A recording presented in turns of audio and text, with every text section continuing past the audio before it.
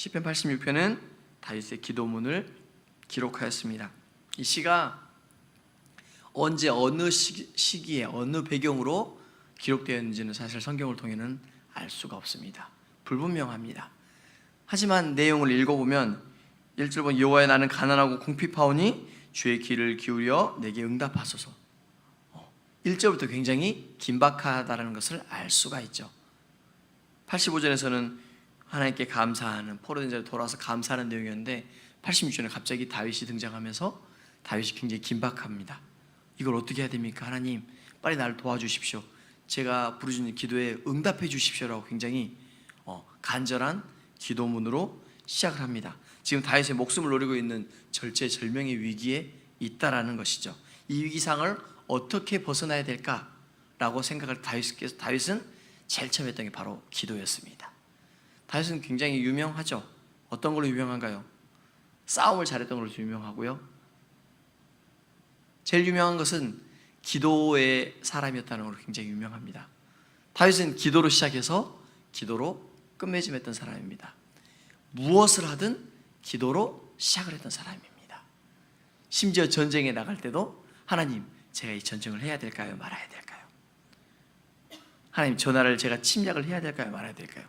지금 저 나라가 우리 이스라엘 백성들 쳐들어오는데 제가 저 사람들과 전쟁을 해야 될까요? 아니면 화친해야 될까요? 야 우리 그러지 말자, 싸우지 말자라고 화평조약을, 평화조약을 맺어야 될까요? 라고 늘 물었던 사람이 바로 다윗이었습니다. 이 다윗은 정말로 기도로 시작해서 기도로 끝난 인물이에요. 지금 이 절체절명 위기에 있는 거 보니까 아마 쫓기던 것 같아요. 자기 적들에게 쫓기던 상황이었던 것 같습니다. 그래서 1절 여호와여 나는 가난하고 궁핍하오니 주의 귀를 기울여 내게 응답하소서. 나는 가난하고 궁핍하오니 왕이었지만 지금 쫓기는 신분이었기 때문에 아무것도 없었다라는 겁니다. 가난하고 궁핍했다, 먹을 것도 없는 그런 환경이었습니다. 가난하고 먹을 것도 없는 환경에서 힘들어서 살기가 어려운데 적들까지 자기를 쫓아오고 있었다라는 거예요. 죽을 수밖에 없는 위기였다라는 것입니다. 2절 보니까 나는 경건하오니 내 영혼을 보존하소서. 내 주 하나님이여 주를 의지하는 종을 구원하소서. 여기서 포인트는 자기가 경건하다라고 고백하고 있어요. 어떻게 보면 대단한 고백이죠. 하나님한테 하나님께 하나님 저는 경건합니다. 그러면서 주를 의지하는 종을 구원하소서. 제가 온전히 주만을 의지하고 있으니 하나님 구원해 주셔서. 여기서 구원은 천국 가는 구원을 말하는 것이 아니죠. 우리의 환경의 구원을 말하고 있는 거죠. 우리 삶 가운데 어려운 문제들을 통해서 있을 때 하나님 여기서 나를 살려주십시오 하는 내용이죠. 성경에서는 구원이 두 가지, 세 가지로 이렇게 표현이 되고 있는데 물론 궁극적인 구원은 천국에 가는 구원입니다. 근데 여기서 나오는 구원은 읽어보면 지금 다윗이 천국에 가고 싶어서 나를 구원해 주셔서 하는 구원이 아니죠. 읽어보면 지금 내가 가난하고 궁핍합니다. 이런 환경 가운데 있습니다. 나를 구원해 주십시오. 예수님을 만져서 구원을 받았다고 한 그 여인의 고백처럼 그 환자가 혈류병을 앓는 여인이 예수님을 만짐을 통해서 구원받았다고 고백하잖아요. 거기서 구원은 천국 가는 구원이 아니라 자기의 죄를, 자기의 병을 낫는, 치유받는 구원을 말하는 거죠. 병으로부터 받는 구원을 말하는 거였죠. 여기서 보니까 다윗은 바로 이 환경 가운데 저를 구원해 주십시오. 죽을 수 없는 환경입니다. 하나님 저 살려주세요라고 기도하는 겁니다. 우리가 어려움과 문제를 가지고 하나님 앞에 나와서 기도하는 것처럼 하나님 이 환경을 빨리 허락해 주십시오. 주님의 길로 인도하여 주십시오. 지금 어려운 길 가운데 있습니다. 하나님 저를 붙들어 주십시오라고 하는 기도입니다. 우리는 목숨을 내놓고 하는 기도는 아니지만 이 다윗은 지금 목숨을 내놓고 하는 기도였다는 것입니다. 2절에 보니까 경건하오니 하나님 앞에서 경건하다고. 여기서 경건은 제가 도덕적으로 이런 것 좀 완벽하다라는 말을 하는 것이 아닙니다. 하나님 안에 디모데후서 4장 7절 9절에 보면 경건은 유익하다 라고 나오죠. 그래서 육체의 연습으로는 약간의 유익을 할 수 있습니다. 하지만 하나님 앞에 경건은 유익하니 금생과 내생의 약속이 있느니라 라고 성경에 기록되어 있습니다. 경건은 금생과 내생의, 금생은 뭔가요? 우리가 지금 살아가고 있는 이 상황 가운데 유익하다라는 거예요. 내세는 천국에 갈 수 있다는 거죠. 경건한 자가, 하나님께서 경건한 자가 천국에 간다고 말씀하고 있는데, 지금 다윗은 하나님 앞에 경건하다는 것은 자기 의지로 자기 뜻대로 경건에 대한 것이 아니라 하나님의 말씀을 들음을 통해서, 하나님을 알음을 통해서, 내가 이렇게 살면 안 되겠구나, 하나님의 뜻대로 살아야겠구나, 그런 마음을 가지고 그렇게 힘쓰고 있으며 살아갈 때 경건해졌다라는 거예요. 하나님의 말씀을 통해서 경건했다는 거예요. 자기 의대로 경건해졌다는 것이 아니라. 그래서 감히 하나님 앞에 나는 경건하오니 하나님만을 의지하고 있습니다, 하나님만을 바라보고 있는 사람입니다 라는 고백입니다. 그래서 밑에 보니까 주만 의지하오니 나를 구원하여 주시옵소서. 이 고백이 저와 여러분의 고백이 되기 원합니다. 세상 것을 의지하는 것이 아니라, 우리가 돈이 많다고 권력이 있다고 이런 것을 의지하는 것이 아니라 하나님만 의지하는, 권력의 최고급이죠. 물질의 최고급이 바로 하나님 아닙니까? 금과 은이 내게 있으니, 부와 기가 내게 있으니, 금도 내 것이요 은도 내 것이요 하나님의 말이니라. 부와 기가 주께로 말미암아 싸우니, 여러 성경을 고백을 통해서 보면 하나님께서 부와 기가 하나님께 있다고 말씀하고 있어요. 은도 내 것이요 금도 내 것이라고 말씀하시는 그 주님이 우리의 하나님이라면, 저와 여러분의 하나님이라면 우리는 그 물질에 대한 걱정이 없겠죠. 하나님께서 허락해 주시면 언제든지 주실 수 있는 것이기 때문에. 하나님께서는 또 물질을 통해서 우리를 시험하시기도 하지만 물질을 통해서 우리를 또 복을 주시기도 하죠. 권력이 누구께 있습니까? 하나님께 있습니다. 그 하나님만 의지하면, 이 다윗처럼 하나님을 의지하면 감히 경건한 자라고 고백할 수 있다는 거예요. 이 적들이 쫓아오는 이 환경 가운데 있을 때 다윗은 하나님께만 기도했습니다. 왜요? 하나님만이 나를 구원하실 수 있기 때문이에요. 사실 이 다윗의 든든한 백그라운드가 없었어요. 왕임에도 불구하고 쫓겨나서, 왕의 사위임에도 불구하고 그 사울 왕의 자기 장인어른에게 10년을 구사 3,000명을 풀어서 쫓겨다닐 때 얼마나 억울했겠습니까? 여러분의 장인, 남편분이라면, 남자들이라면 장인어른이 10년 동안 자기를 쫓아다닌다고 생각해 보십시오. 죽이려고 군사 3,000명을 풀어서. 그렇다고 다윗이 죄가 있었느냐? 그것도 아닙니다. 다윗은 정말로 자기 장인어른의 나라를 위해서 힘쓰고 있어서 싸웠던 것뿐이에요. 전쟁을 했던 것뿐이에요. 그래서 이겼는데, 날마다 이기니까 사람들이, 그 여인들이, 사울은 천천히요 다윗은 만만이라. 사울이 전쟁에 나가면 1,000명을 무찌르고 나오는데 다윗이 전쟁을 나가면 10,000명을 무찌르고 나오는, 좋은 일 아닙니까? 근데 사울은 질투를 하는 거예요. 자기도 좀 싸울 줄 알았다고 생각했는데 자기보다 더 하더라고요. 이스라엘 백성들이, 여인들이 다윗을 더 존경하는 것처럼 보이는 거예요. 그래서 질투심에 다윗을 죽이려고 3,000명을 풀어서 그렇게 쫓아다녔다는 거예요. 근데 그 다윗을 어땠나요? 죽였나요? 죽일 기회가 3번이나 있었는데 불구하고 죽이지 않았어요. 종에 기름 부은 자를 어찌 제가 해치겠습니까? 옷깃을 살짝 잘라고 하는데 그것조차도 마음이 불편했다라고, 너무나 하나님께 죄송했다라고 고백하고 있습니다. 그런 다윗이 하나님께 기도하고 있습니다. 세상을 다 가진 것 같은 그 다윗이 절체절명의 위기 있을 때 하나님께 기도하며 나아간다는 것입니다. 기도가 굉장히 중요한 것 같아요. 특히나 지금 이 시대에는, 때로는 온라인으로 예배를 드려야 하는 이 시대에는 하나님께 기도로 문을 열지 않으면 하루가 굉장히 이상해집니다. 뭔가 허전하고요, 뭔가를 빼먹은 것 같고요, 또 그런 것도 아닐 때도 많겠지만 기도로 시작을 하지 않으면 뭔가 일이 잘 풀리지 않는 느낌도 듭니다. 기도의 습관이 된 사람은 그래요. 근데 기도의 습관이 되지 않은 사람들은 어려워요. 중고등부 친구들, 우리 청년부, 제가 이렇게 사역을 하면서 어려운 점들이 그런 점입니다. 그래서 늘 기도를 강조하는 부분인데 한 가지 중에 바로 기도인데요. 그래서 제가 기도를 가르칠 때 청년들한테 기도의 중고등부나 기도에 대해서 중요성을 가르치면서 하루의 시작을 기도로 하자. 일어났을 때 어려운 거 아니다. 눈 뜰 때 하나님 감사합니다. 이렇게 눈 뜨게 해주셔서 감사합니다. 여러분, 지금 세상이 워낙 질병들도 많고 그런 환경이 어려움 가운데 있지 않습니까? 그래서 심장마비로 죽는 분들이 굉장히 많아요. 저희 아버지가 몇 년 전에, 한 3년 전인가?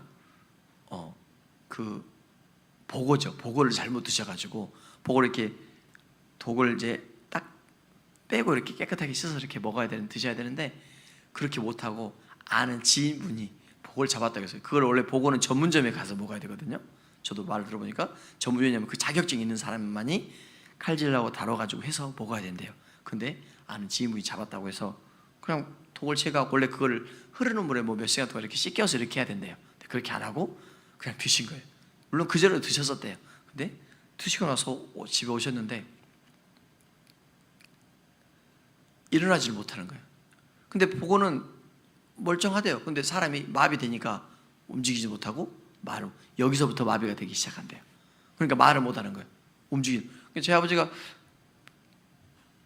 이제 화장실 가는 느낌이 이상하더래요. 몸이 잘 안 움직이고 이상하다. 그러고 누웠는데 그 다음부터는 안 움직이는 거예요. 숨이 안 쉬어지는 거예요.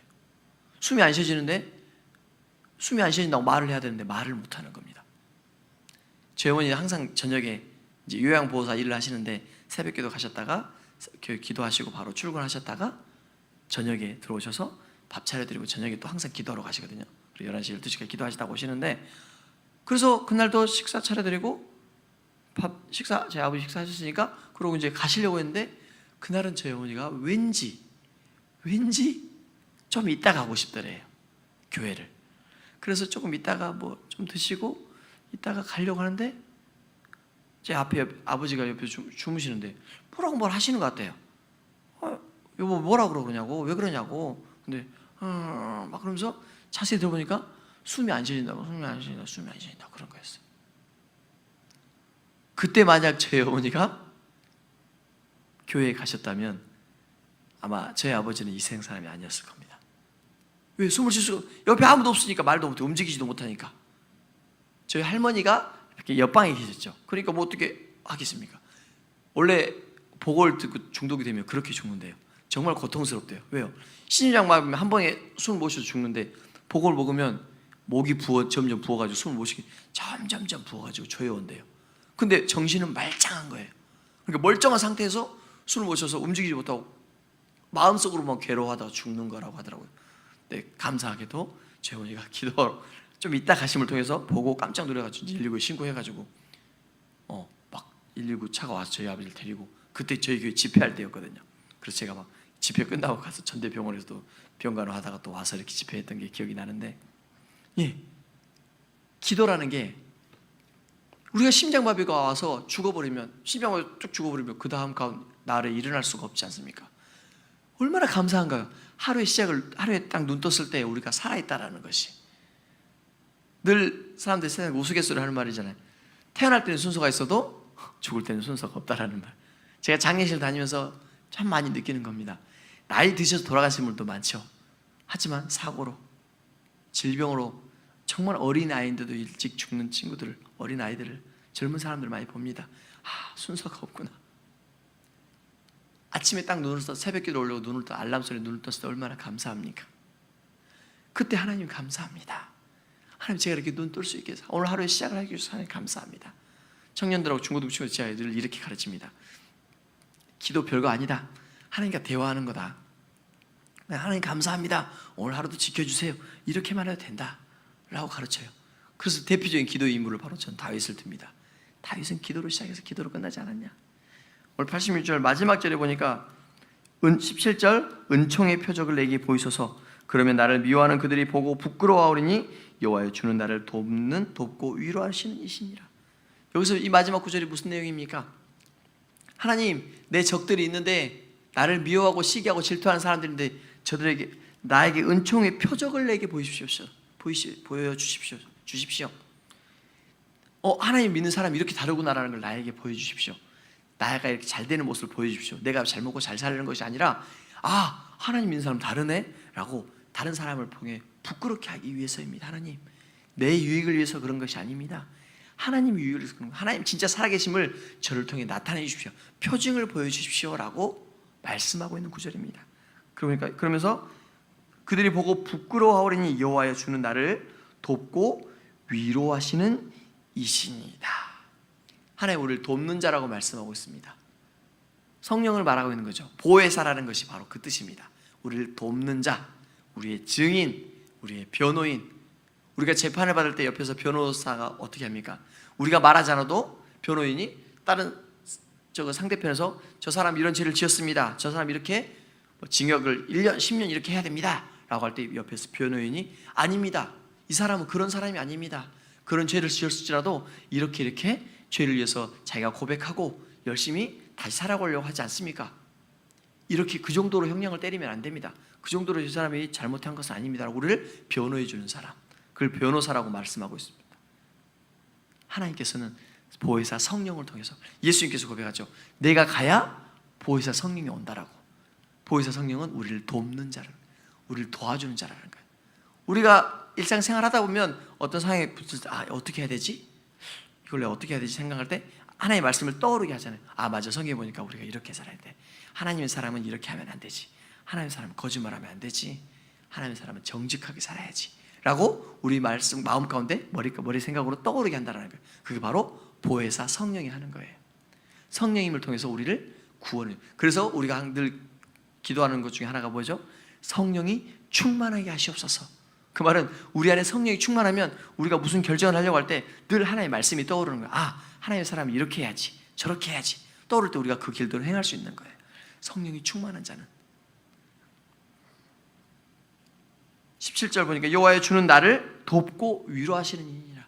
우리를 도와준다는 건 하나님의 말씀 가운데로 행할 수 있도록, 하나님의 은혜 가운데로 살아갈 수 있도록 우리를 돕고, 우리가 어려움과 환란에 빠져 있을 때, 절체절명의 위기 가운데 있을 때 괜찮아, 할 수 있어, 하나님 너를 돕고 있어 라고 우리 마음 가운데 얘기해 주는 게 바로 성령님이라는 거예요. 이 다윗은 성령님을 알고 있었어요.